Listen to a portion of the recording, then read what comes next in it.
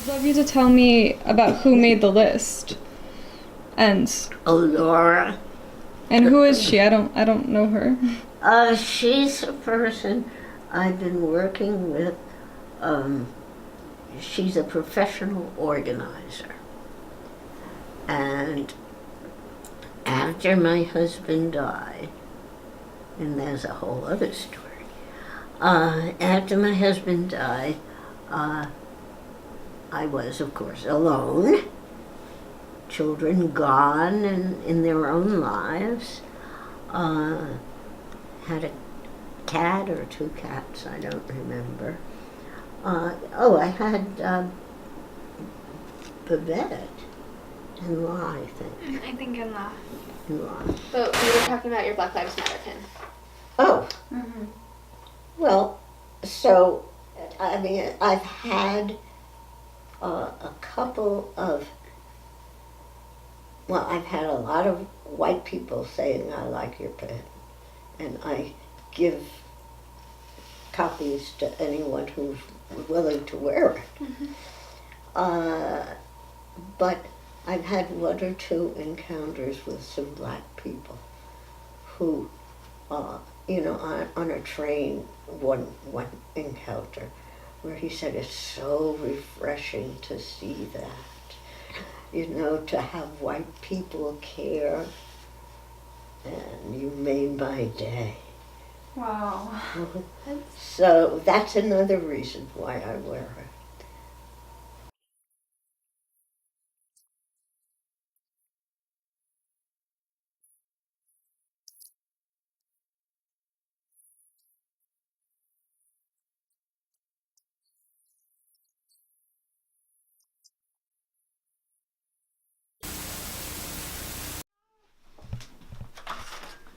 But we are all much younger. There's there's Marjorie, there's Mark, me. Oh, Danica. Yes, yes. And your mom, and your dad, and Scott, my youngest. So my three sons. Bert. When was that? What? When was that? Well, my age kind of gives it away. What? I think I'm like 3 there. So that would have been You look Like 15 younger. years ago? yeah, like 2002. You think I'm younger than 3? Oh yeah, you're right. Maybe 2, so 2000, 2001. Yep. I ended up going to a class that was probably full, but there was extra chairs, like 2 or 3 extra chairs. And I said, can I audit James Baldwin? That was the class was on. She said, sure, sit down. What's your name? She wrote me in as another student. So I've been in that class, and that is heavy reading. I find it so admirable that you continue to take classes, even when you're living here. That's why I moved here. I just find it incredible that you took that initiative, because this week has been kind of a weird week with my professors even. Where I've been realizing that a lot of students have been making sort of excuses for when you reach a certain age, you're allowed not to learn anymore, not to be... What? Yeah. I mean... You can sit and knit. Exactly. Though I know people who learn and knit. And stay stuck in their ways. Honey, you are really broadening your horizons. Having a friend like this is going to look great on your college application. Yes, we always enjoy meeting Nina's friends. Oh, you keep calling me her friend. Don't you mean her boyfriend? Boyfriend?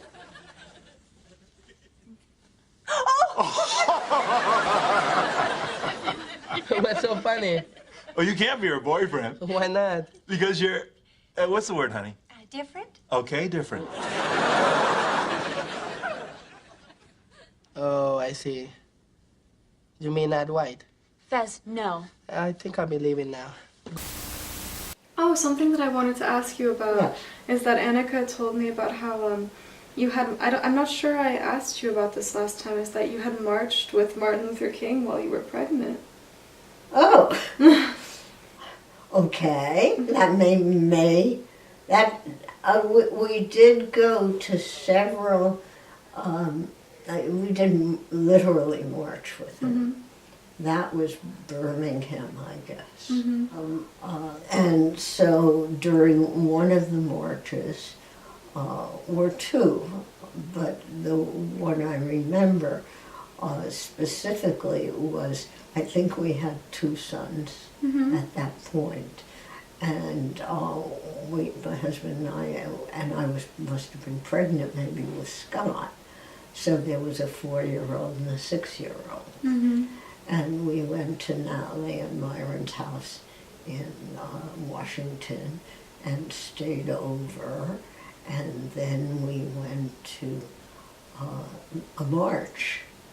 I don't know which march it was, but what I remember distinctly is that we got to, I think it was the FBI or maybe the Pentagon, but it was one of those kind of places.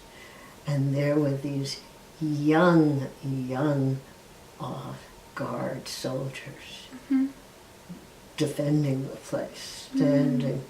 And then there were all of these, mostly white, but not all white, people, young adults, old adults,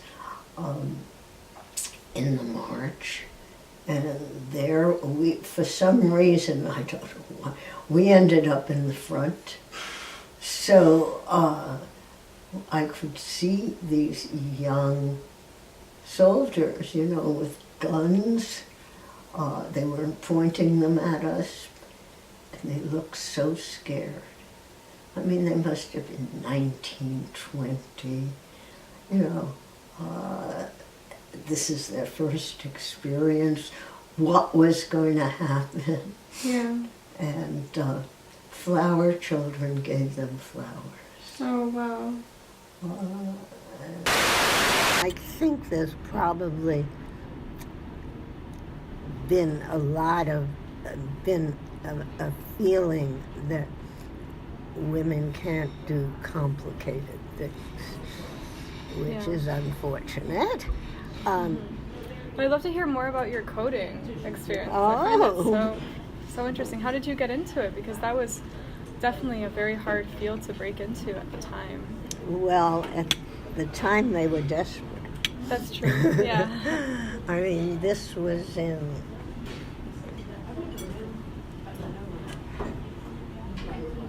about 56, 57. I was working for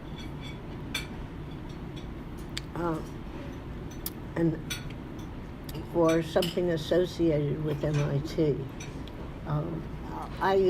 I learned assembly language, which means add this, subtract this, store this, test, which is larger. I mean, those were the things that we had. It was wonderful. You know, it was puzzles. How do you get it to do what you want it to do? I don't think I'm out of line suggesting my friends don't want to see a father-son dance at a big gay wedding. There is no father-son dance, Dad. I don't know what things go on there. Do I walk you down the aisle? Does someone throw a bouquet?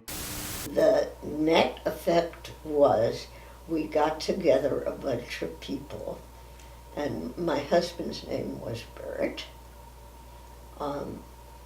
So that when I say Bert, I mean my husband.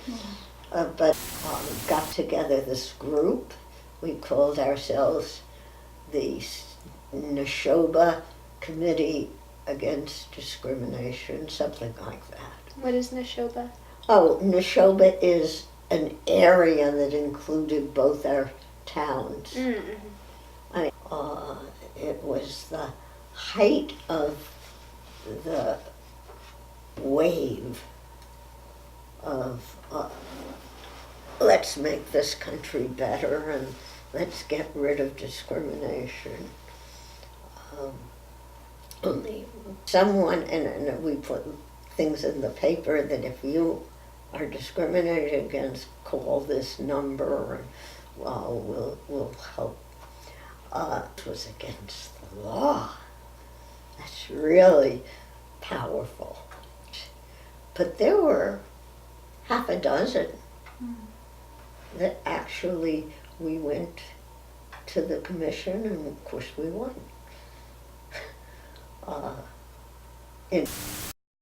When did it become a sin to take care of your family? You modern women, you just plop out a baby and then you can't wait to get back to your silly careers. And Bert was just a very special person. After 6 months, he had what we called at the time a nervous breakdown. He could not go to work. He could not see anyone. He could not talk to anyone. He just lay on the sofa and curled up. It was a terrible time. It was not working. He was home. And he told everybody that he was a house husband. He didn't enjoy work anymore. He was making sculpture, and I enjoyed work, all of which was true. I mean, I had always, when I had my children, after about 6 months, gone back to work part-time. I mean, I had felt all my life that if I stayed home full-time, I would not be as good a parent as if I went to work and had my adults and had my time with the children. So part-time work was wonderful. I loved it.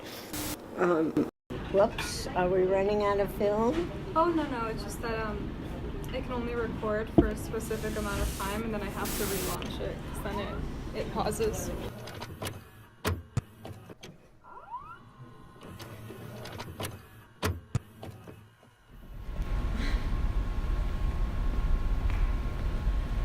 So what do you guys think?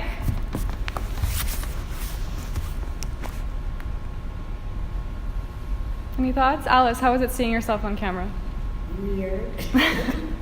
Yeah? And you had color problems, which you were... On purpose. On purpose? Yeah. Oh. I remember having a VHS when I was younger. I got my fingers stuck in it. One time I had a professor call us like, oh, you're like the hypersensitive, like, gender pronoun people. And I was like, what does that even mean? And I was like, really a harmful experience for like people who were in the room. And Annika, do you want to say the present that Alice got you for Christmas, or was it for your birthday or something? I think it was just a non-occasion present. Well, at one point we got a package of it was a book. It was like kind of like a children's book called the Gender Book. It's from a non-conventional gender perspective. Thank you. And it's really almost overwhelming as far as I was concerned. Yeah. So tell me, Alice, because I assume that you didn't really grow up with the idea of calling people they, or that in general that there's a spectrum of genders. So how did you reconcile that? I have no problems with accepting. As far as I'm concerned, each person has to live their own life. I went to a Unitarian church for 10 years before I moved here. And one of the young people that I got to know, he told us he was transgender. He was a he. And the whole audience applauded for him. So why do you think other older people have so many issues? And I believe that there are lots of prejudiced people in the world, and lots of people who don't want to see the world differently. And there are lots of us who do, and we clap.